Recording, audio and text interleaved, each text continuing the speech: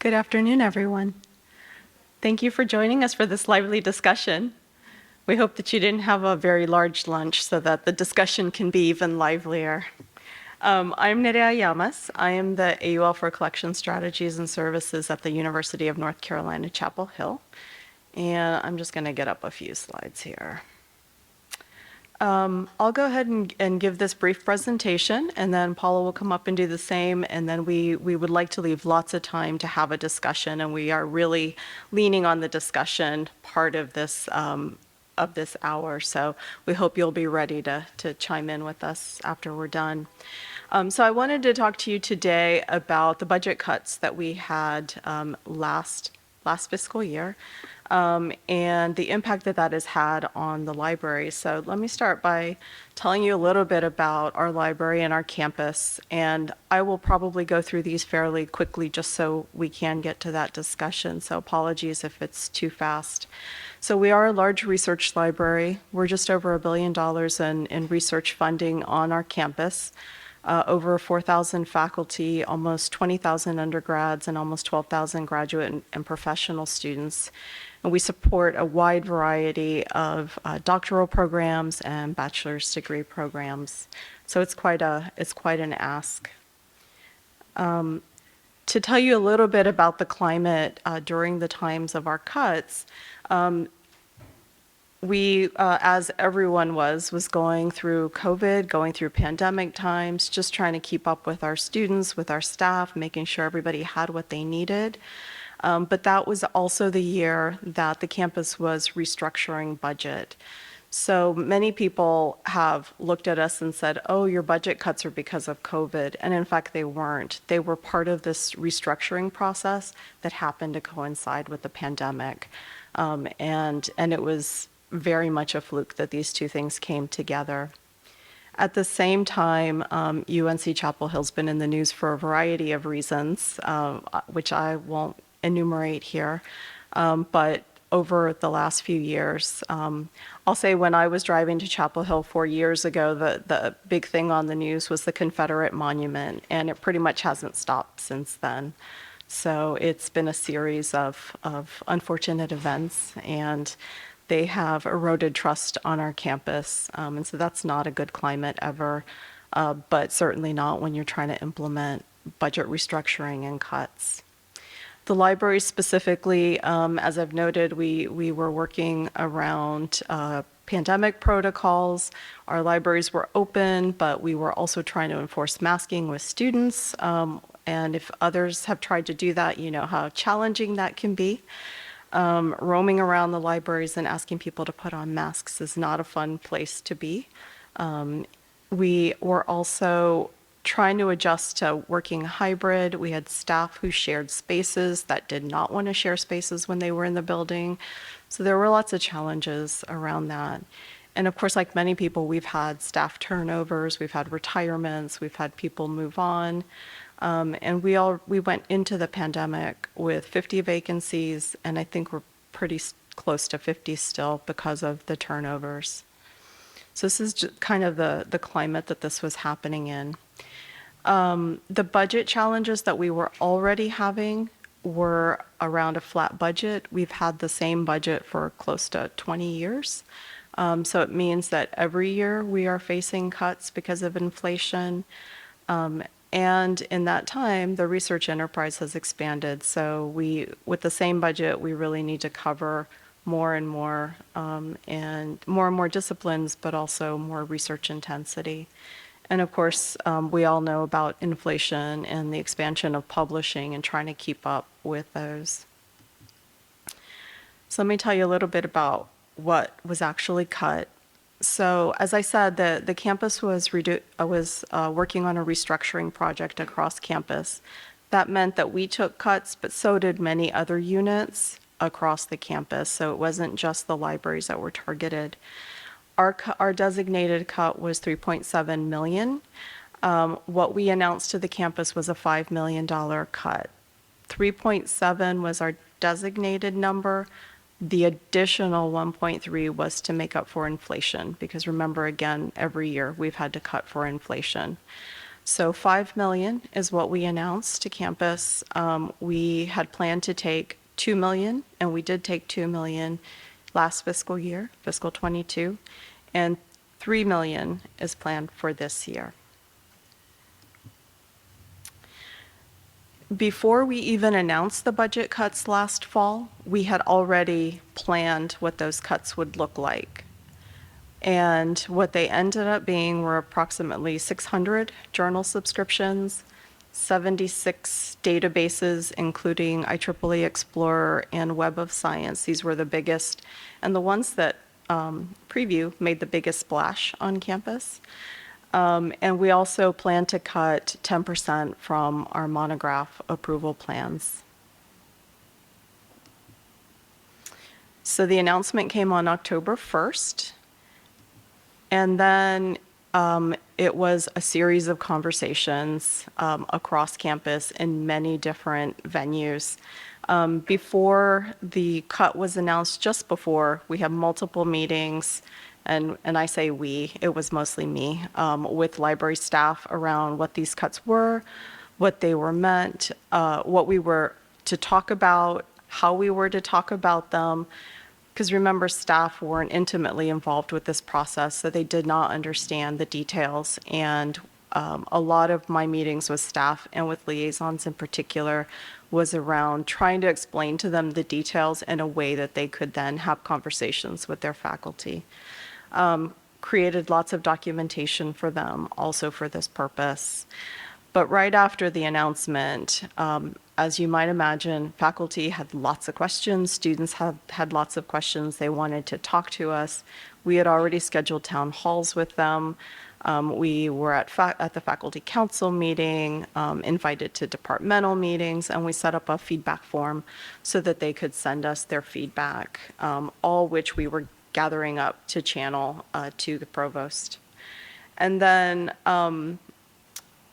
maybe not to the surprise of our director of communications, but to my surprise, lots of media wanted to talk to us. And so I had to exercise that media training and talk to a variety of outlets, which is not always the most comfortable thing to do, especially not when you're having to talk about budget cuts. So in that immediate aftermath, as things started to die down a couple months later, we learned a few things.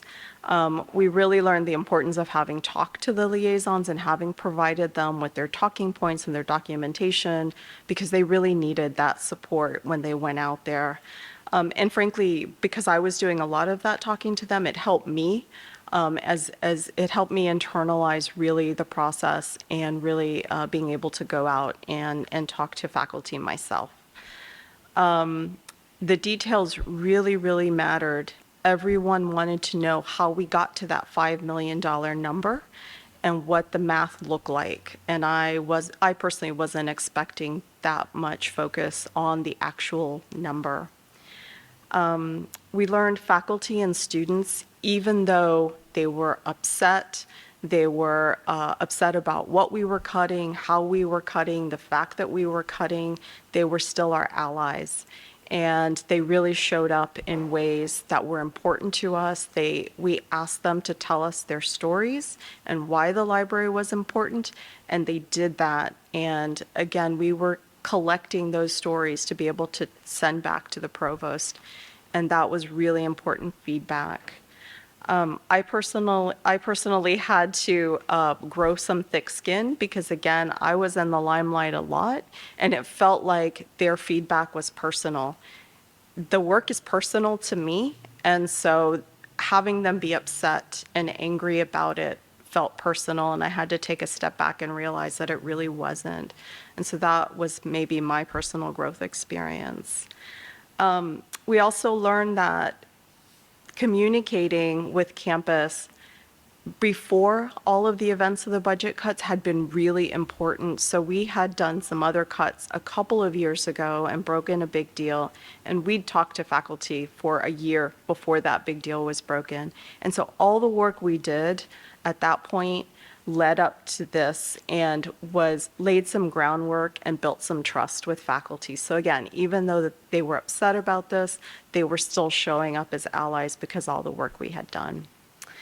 So after everything died down, spring rolled around, and surprise, our provost read all those stories, the chancellor read all those stories, and they surprised us with this in April, that they were restoring the 3.7 million. It is a restoration. They did not give us funding for inflation. It puts us exactly back where we were to begin with, except that we had already cut the $2 million worth of content. And ultimately, we decided to leave that $2 million worth of content cut. And I think we're only going to restore IEEE at this point. We knew this in April, but of course it wasn't announced until the provost chose to do it in October. So we already had made decisions. We were already ready when October rolled around for the announcement. So some of the real positive things that I think came out of this whole process was that the provost and the chancellor heard directly from faculty, from students, they heard from alums, they heard from the Friends of the Library, they heard from lots and lots of people about this and what the libraries mean to them. And that was actually, for us, a very positive outcome. It was also a time for us to engage directly with lots of constituents around sustainable scholarship. And this is work that we had been doing for a long time, but it grew a new meaning or developed a new meaning when the budget cuts came around. We were able to really show people how sustainable scholarship is linked to the budget. And one thing we were really concerned about was our reputation. Remember, I said we were down 50 vacancies and we were starting to recruit. And so it's not an easy time for us when we're in the media for this negative news to recruit. And what we have learned in the months since is that we've done some important work around the Reckoning Initiative that was very public, and people were gravitating to that. And so that really helped buffer a bit. Also the work around sustainable scholarship that we had been in the news for. So all of those things really countered that negative narrative around the budget cuts. So I will leave it there and I'll let Paula step up.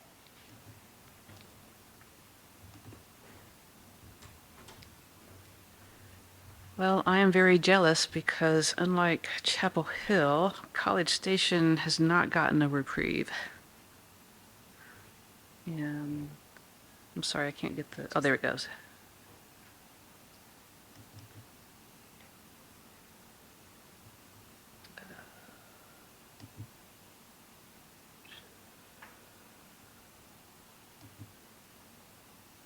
All right, great.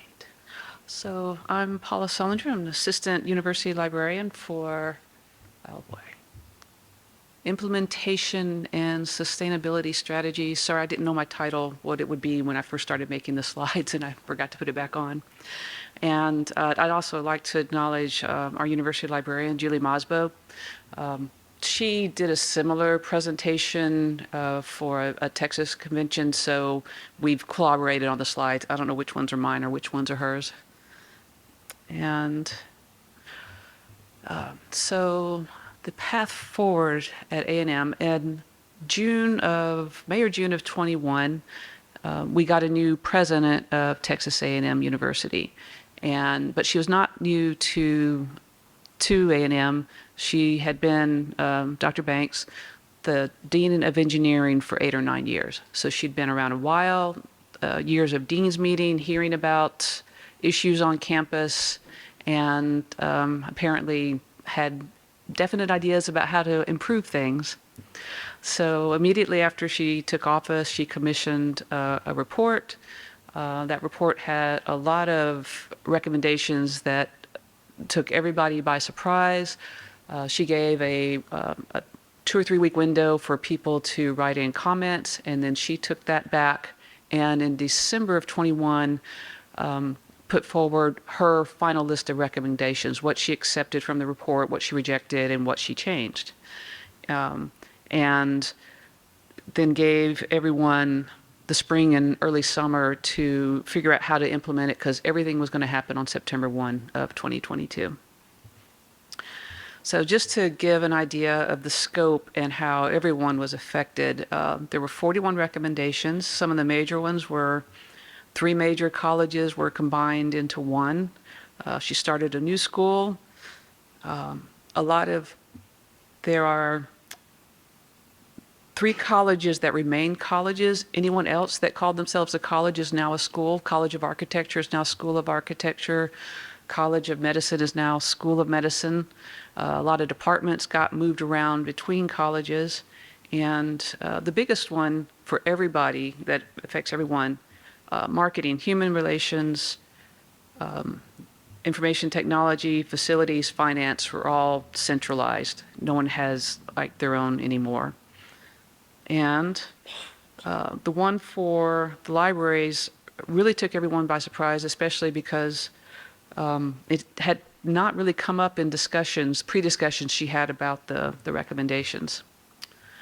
So the original recommendation was to put the library under the new College of Arts and Sciences, and I probably need to do the bottom first.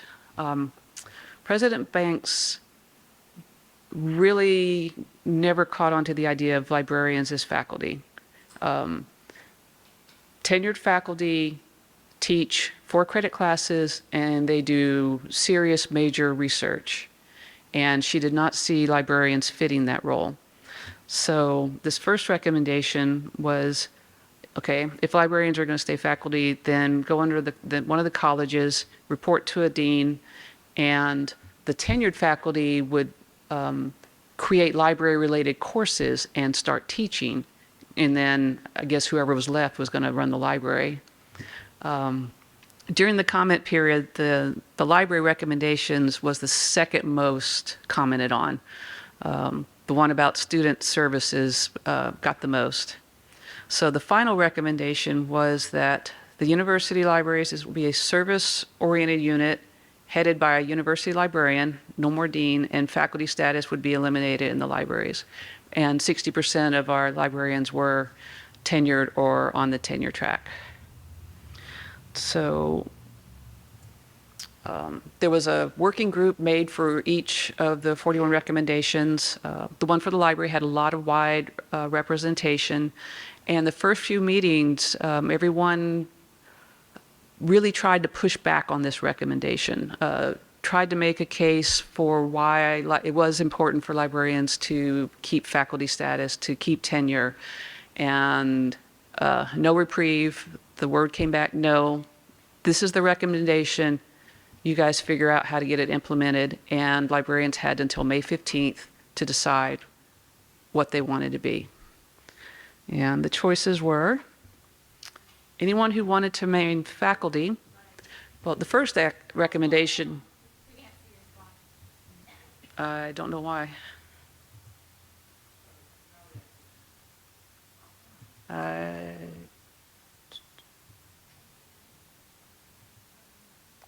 So I don't know why it's stopping there.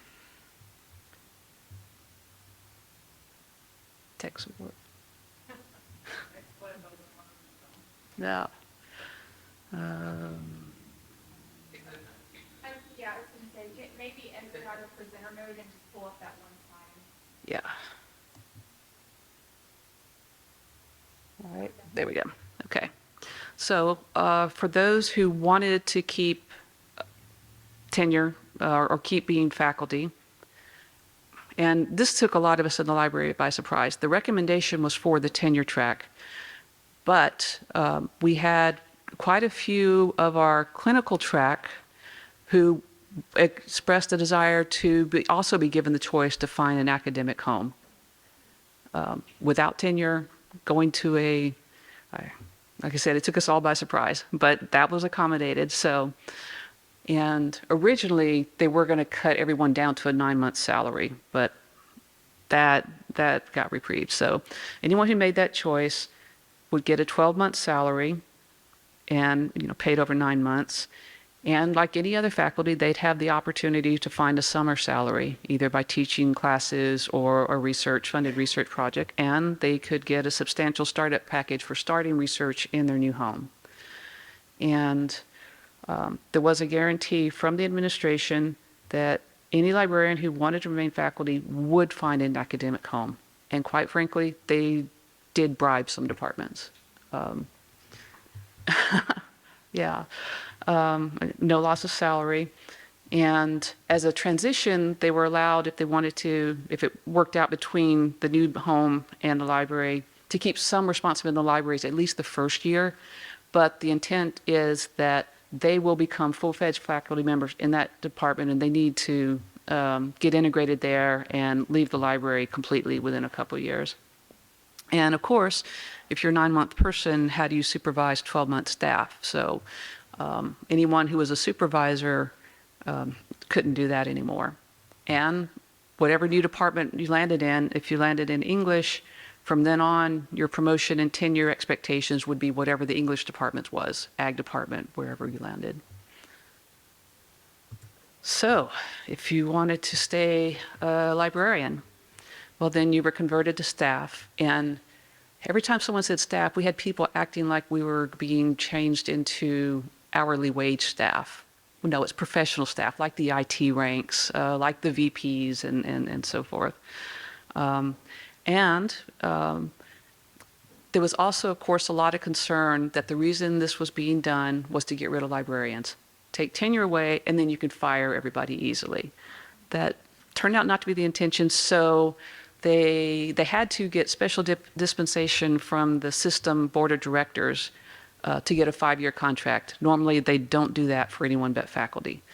But everyone who stayed would get a 5-year contract renewable. Of course, still be let go for cause, but not just arbitrarily, we don't need this person anymore. And of course, that's only for those of us who stayed. Any new person we have hired in won't get that. This was, and again, no loss in salary. In fact, we got actually a nice increase. We did have to sign a document formally renouncing tenure. And then, of course, we could still keep supervising and being librarians. So where are we now in October? So when we began the summer of 21, we have like up to 90 librarians, so we always have vacancies. Well, the moment this came out, we couldn't hire anyone because we would not be allowed to have faculty status. We couldn't advertise because we would not have a faculty position for them to be in.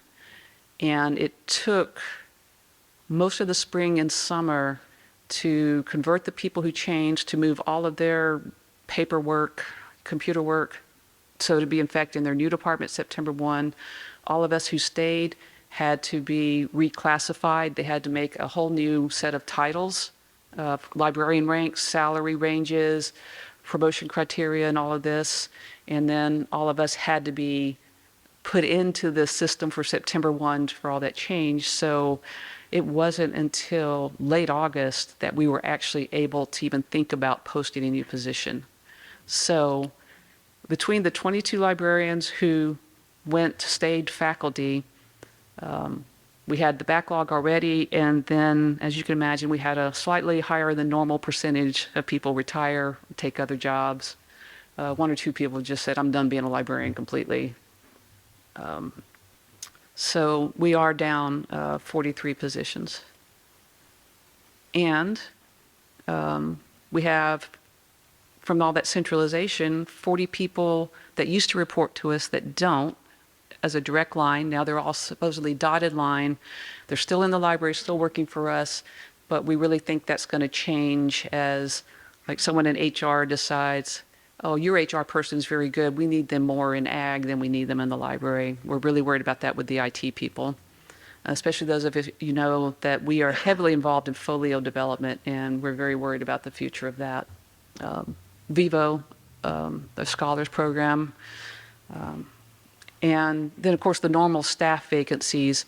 And like everyone else, our salaries really aren't competitive, so we're having trouble even filling entry-level staff right now. So the good news for us tech services folks is we were barely touched. And no one from the core tech services. A lot of them were clinical anyway, and none of them even tried. Oh, and I should have said, about half the librarians did look into it. Some of them seriously from the beginning. Some people said, I don't think that'll work for me, but I have to give it a shot. I'll meet with the department, see what kind of teaching or research, what I could do. So in the end, though, only 22 took it. And as I said, tech service barely touched, but as you can imagine, the public services where someone might have a PhD, or they have a subject master's, or they have a long-standing relationship with a department or two, they found homes. So I think our medical science library went from 11 or 12 down to 6. We had 15, 16 subject specialists. We have 5 now. And we're just really scaling back services for the fall, really limited workshops, only ones we have to do. We're asking people, hey, go to this form to request bibliographic instruction or a special reference session. Don't try to get in touch with any individual because we have to spread everything out. And as Nerea mentioned, this was all public. Also, about the same time, there was a similar trauma going on in the Texas A&M campus on Cutter. There was a restructuring. They didn't want any more tenure track faculty for the support for the non-engineering faculty who were over there. So we had articles about us in the Chronicle of Higher Ed, Inside Higher Ed. The library got talked about in Library Journal. Not everything was accurate. Then, of course, the local city campus newspapers, and rumors run amok. As though things weren't bad enough, someone always has to try to make them worse. So no, we were not told to digitize everything in the library and throw all the books away. We were not converting the library into office spaces. Those were the kind of things that were going around. So is there a light at the end of the tunnel? Like, nowhere to go from from here but up, right? So despite what happened, it wasn't because the president didn't think libraries were worthwhile. It was just the whole tenure thing. Once the tenure thing was out of the way, it's, yeah, Texas A&M, we're going to be the best supported library in the country. She really wants us to be a model for research libraries. There was a lot of communication with, she was the interim dean, and now she's the university librarian, Julie Mosbo. A lot of support and trust. We felt the love from the campus community, but as you can see from one of the earlier slides, everyone had their own stuff to deal with.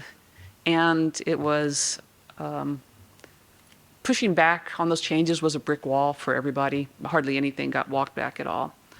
So the initial fear that it was lack of respect, they want to get rid of librarians, that's not the case. And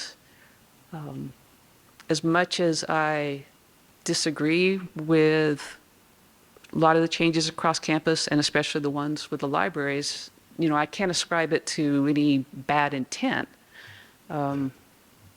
President Banks really thinks these changes are what's going to help move A&M up into the next level, make it one of the premier, even though it isn't, as though it isn't already. And so within the library,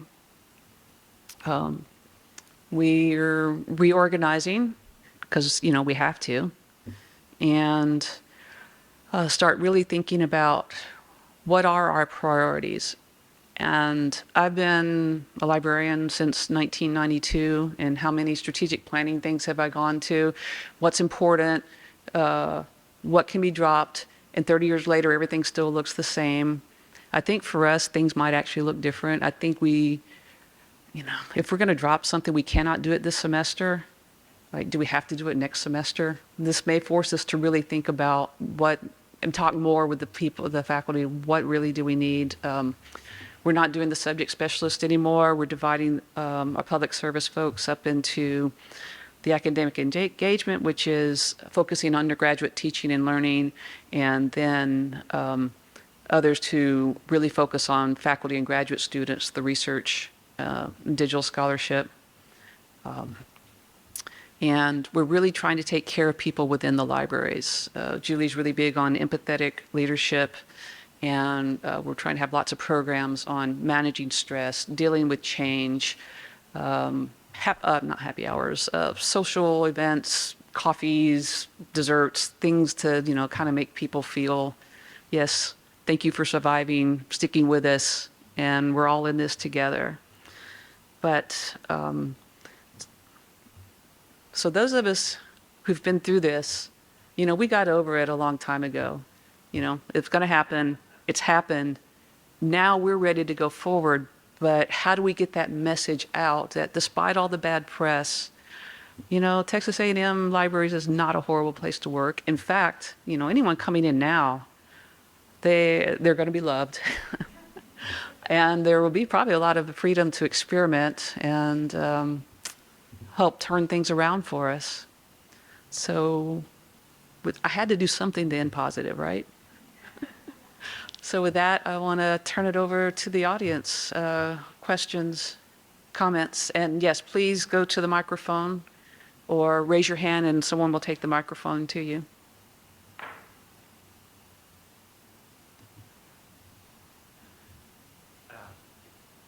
Hi, I have a question about the UNC libraries when you had a cut.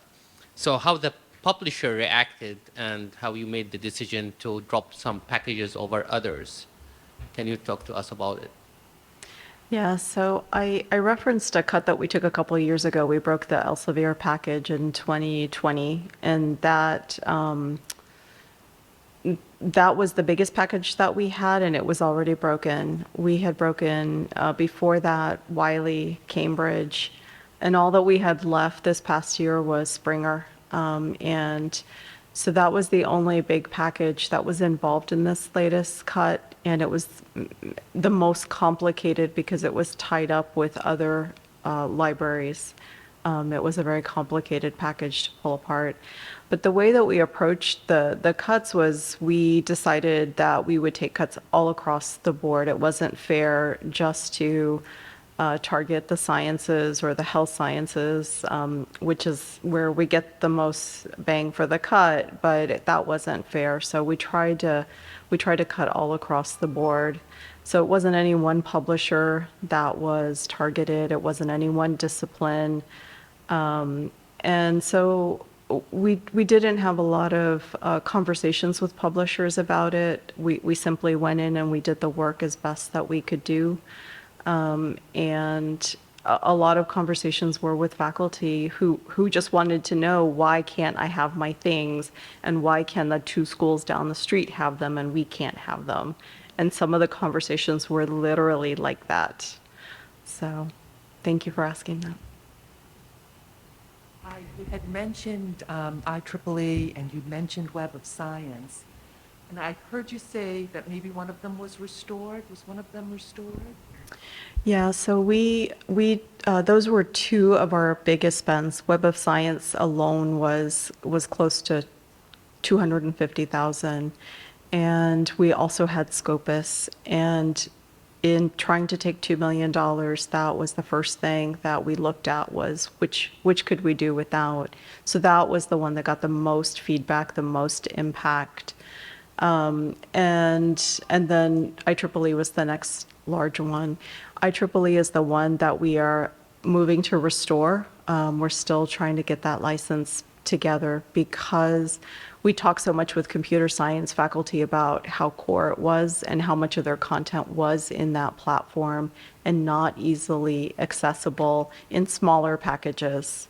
It is, if I can put on my sustainable scholarship hat for a second, it is a society that acts very much like a commercial publisher and has locked up their content in a way that makes it very challenging for a school like ours.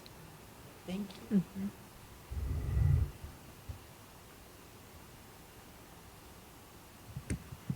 I think I'm short for this. Can you hear me? Okay. First of all, thank you both for discussing. These are difficult topics. I appreciate your honesty and candor. I empathize with both of you because first with the budget cuts, we went through the same thing. And it was difficult, but now I'm going to be one of those people that are going to make more of a comment than a question. I just want to address Paula. She was my boss, actually. She came a few months before I left Texas A&M, so I feel, I don't know how to explain. I feel the pain, but now I'm administration, and I understand why the president had to do those things, because we all know that librarians at the United States are either 50-50, either 50% in tenure track positions or 50% in non-tenure track positions. So as a person who used to work at Texas A&M, and my husband was a professor, and we asked for a dual spousal placement, the chair of his department didn't know that librarians are actually faculty, so he reached out to a completely different office. So that was the story of my life while I was at Texas A&M. Nobody from the teaching faculty knew that librarians are actually tenure track faculty. So I think this move, regardless of how terrible it sounds and looks, I think Paula is right. This is with really good intent and putting things in place. I'm really sorry to hear that. I know that this is difficult, but I know that some things have to be done. Right. So as I mentioned, Dr. Banks was the Dean of Engineering, so she sat on the Dean's Council with the Dean of the Libraries for 8 or 9 years and somehow didn't catch on that we were faculty. She acted surprised that, yeah, we were tenure track faculty. So as Violetta knows,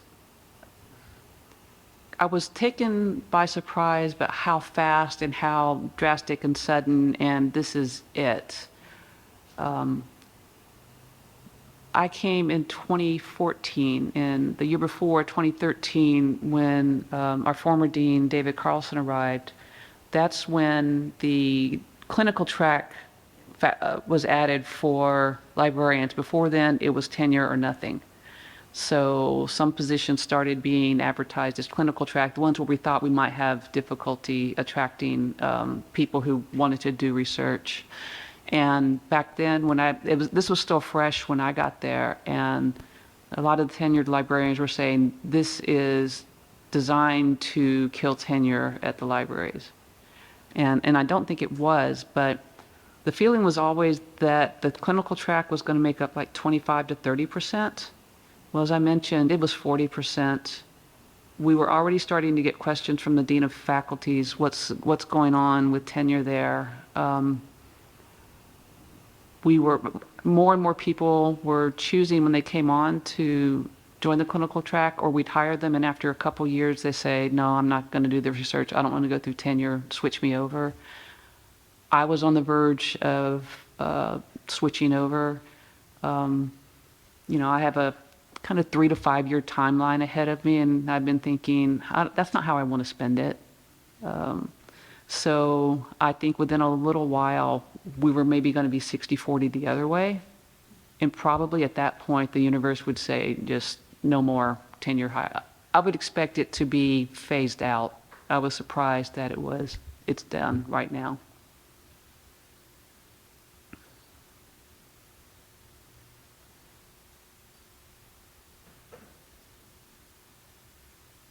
Thank you for sharing your stories. Very meaningful to hear. I have 2 questions. As a former Texan, I know this is very unpopular, but I'm just wondering if unionization ever entered the conversation with the libraries. And my second question is a little bit more vague, just around the president having this vision that A&M will become this model for research libraries, when I think for some of us, this looks like a step back and moving more towards just being a very collections-focused library. And so I'm kind of curious about how that conversation is going too. Right. Yeah, a couple people floated union, but it's Texas, so, that idea came and went. And, but as for so yes, as soon as the term service library came out, everyone's mind went to, excuse me, yes, just services, just getting the books and checking them out. That doesn't appear to be what she intends. She wants us to be innovative. She told Julie, I want a new org chart. It better not look like the old one. So if we could ever get like almost fully staffed, we do have the potential for maybe doing things differently, thinking things through. As I said, this was a big hit. We've got to do something different. And if not now, when? So yeah, it won't happen anytime soon, but I can't say that it won't happen down the road. Could you both talk a little bit about your internal communication strategies, especially I think about UNC, where you knew things and you couldn't share those out, and how that sometimes can corrode trust. And so how did you handle that, and how have you worked to both places sort of overcome some of those challenges that happen when trust is eroded? Yeah, that's exactly right. There was a lot happening that I couldn't share with any of my staff, whether it be liaisons or tech services or other areas that I oversee. And so a lot of it was really trying to assess the situation and trying to understand how we were going to pass on information that would be useful for them to know about the process, but also to flag the information that they would be able to pass on, because there was information that I gave to staff that I said, this, you can't pass this on. This is just part of our conversation. And so a lot of what we did was verbal, and we tried to keep people up to date from the point that we were able to share with our staff that the budget cuts were coming. A lot of the information we shared with them were just updates about how the process was going. It might not have been in great detail, but it was about how the process was going. And when we got close to the point of announcing, the director of communications and myself, we sat down and we said, well, how can we create some documentation? And it was in the form of some talking points, some FAQs. We even drafted emails for them, templates that they could use. And so we really tried to feed them as much as we possibly could with what they could say and the ways that they could say it, so they felt more comfortable. Because a lot of what we heard back was, we have to go out there and talk about this that has happened, and we don't really know how it happened or why it happened. And frankly, even those of us that were in the conversation didn't always understand why things were happening the way they were. We just had to take the information and do what we could with it. And so a lot of it really was just having a lot of conversations in different venues. We had all staff meetings. I run a collection steering committee, and that's a different group. I met with liaisons. I met with individuals. I offered anybody who wanted to talk to me directly and just practice the conversation they were going to go off and have with faculty, we could do that. I offered to intercede, and that happened multiple times when they got contacted by faculty. They invited me to that conversation, whether it was a meeting or whether it was a one-on-one. And so just providing them various ways of support was just helpful in them being able to accept and being able to talk about it. Do you wanna...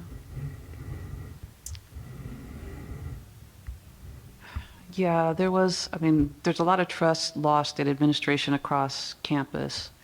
And I felt so sorry for Julie, because she came in expecting to be interim dean for a year, just kind of keep things running. And, you don't really expect that a situation like this is going to bring out the best in everybody. And Julie was clinical track. So this started coming out almost immediately after she was appointed as interim dean. So unfortunately, there were people who thought, well, she was put in, they deliberately picked the clinical track because they knew this was going to happen. Julie didn't fight hard enough for us, though I said, like they spent weeks trying to push back. And unfortunately, in that working group, somehow two stories kept getting out. Julie and a couple of people interpreted things that were said or done one way, and another group interpreted them a very different way. So there were always two stories in the library about what was going on. And it was just very frustrating to watch. And my biggest, all of our biggest worry was that people would make a bad decision based on bad information.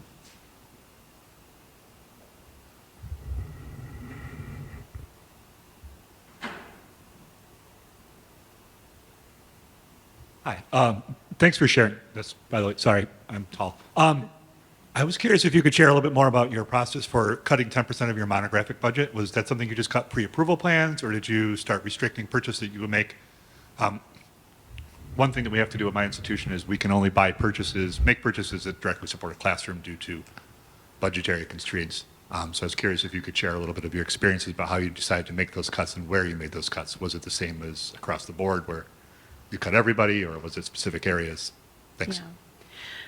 So the monographic cuts were a little bit strategic in the sense of monograph money is one time, and one-time money is sometimes what we have available at the end of the year from other sources.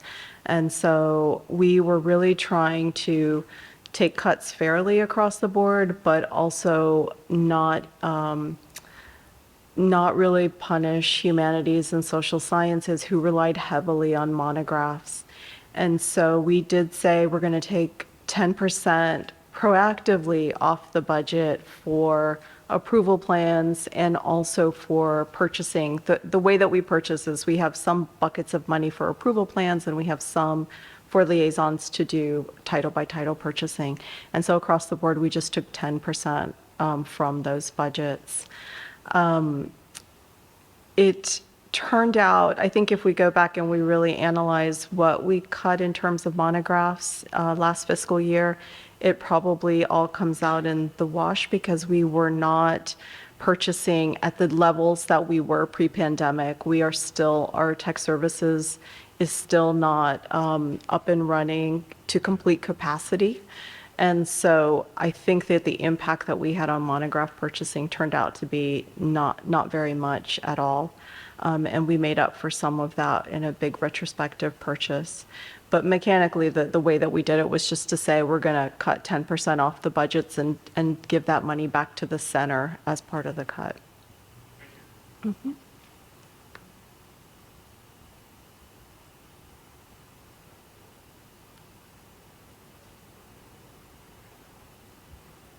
Okay, I have another question. So,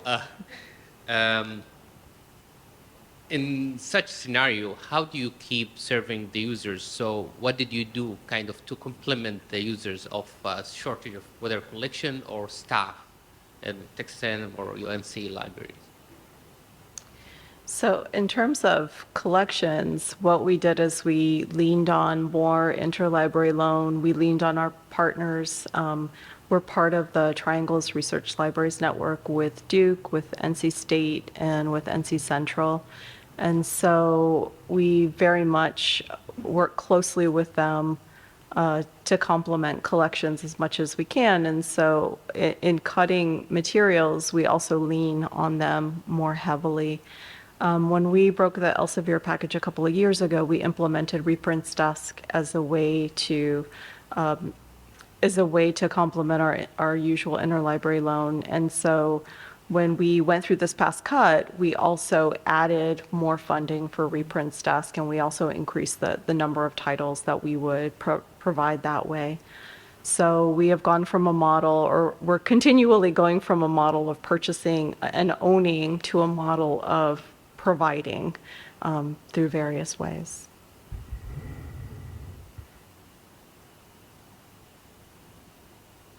I'm like the only person in the room the microphone is sized for. I'm curious, are you a part of any consortia, and how do these budget cuts impact your consortia relationships? I mean, were they also made nervous about your membership? Just curious about that. So we're members of a variety of consortia. The closest tight-knit one is TRLN, and of course it does make them nervous because particularly with Duke, we have some complementary collections, and it is challenging when over the past 20 years our budget has continued to shrink and we can't keep up our end of the purchasing in the way that they can. But also because we're such close partners, they fully understand and we work closely together. Many of the other consortia that we belong to are for purchasing reasons, and so there isn't as much impact other than we perhaps can't purchase as many packages, or our packages are a bit smaller than they used to be.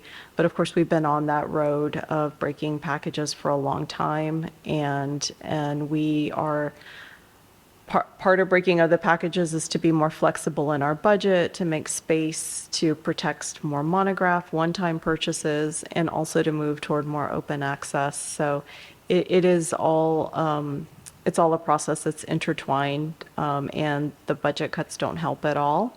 But neither does inflation, because inflation is really eating away little by little. The budget cuts were just a bigger impact all at once, but inflation will do the same thing over time.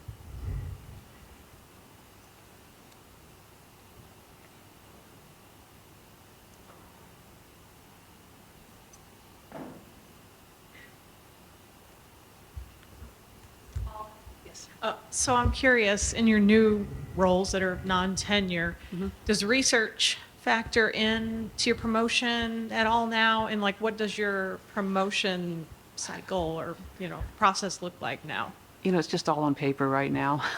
Oh. We haven't really been able to start it. So there was a lot of administrative overhead to being faculty. Now we no longer have to have the P&T committee and the separate one for professors, because only professors can vote on each other, and the clinical track one. A lot of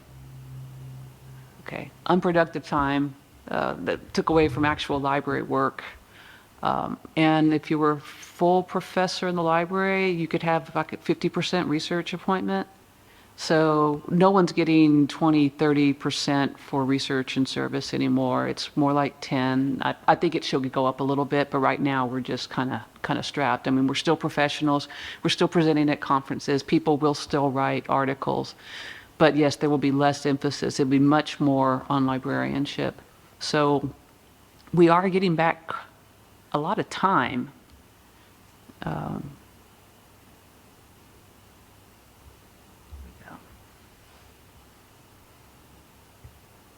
Hi. I'm just curious, has this model been adopted at all Texas A&M campuses? And is the president of all of your locations? No, there's a system that's governed by a board of regents and a chancellor.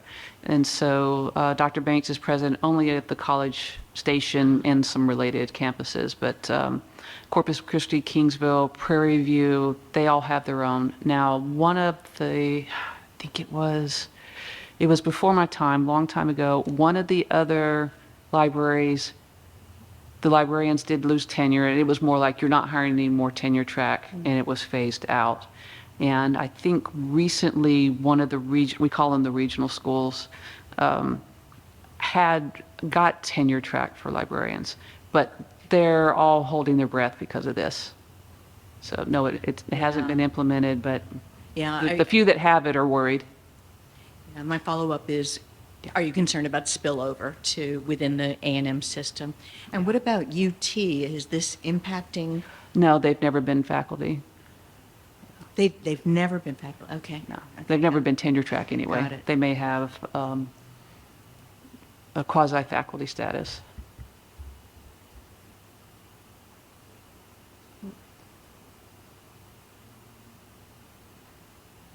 Going once?